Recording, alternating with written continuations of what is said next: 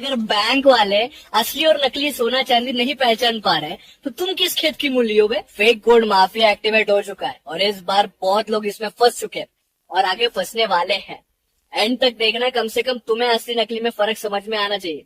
पिछले एक महीने में इंडिया में 4 बड़े फेक गोल्ड स्कैम सामने आए, जिसमें से मेरा फेवरेट है कर्नाटका गोल्ड लोन स्कैम।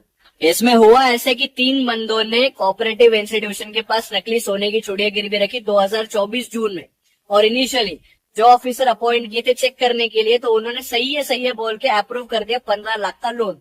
अब बैंक का होता है एनुअल रीअसेसमेंट, जो 7 जुलाई 2025 यानी करीब 1 साल बाद हुआ। उसमें यह पता चला कि जो सोना उन्होंने गिरवी रखा है वो 100% नकली।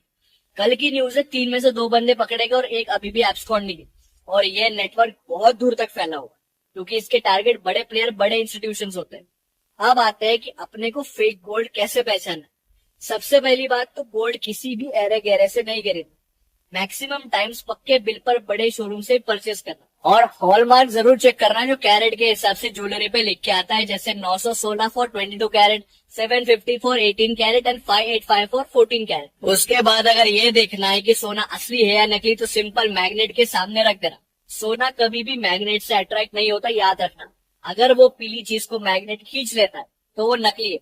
और एक टेस्ट बता रहा हूँ जो बहुत सिंपल है। एक पानी का ग्लास लो, उसको भरकर उसमें अपना गोल्ड ज्वेलरी डाल दो। If it sinks in water, अगर वो डूब जाता है तो वो असली गोल्ड है। और अगर कुछ गड़बड़ हुई तो वो वाटर सरफेस पे ही फ्लोट करेगा, यानी फिर नीचे जाने के लिए बहुत टाइम लगेगा। तो शेयर एंड रिपोस्ट करना, क्योंकि हर इंसान के लिए बहुत जरूरी है।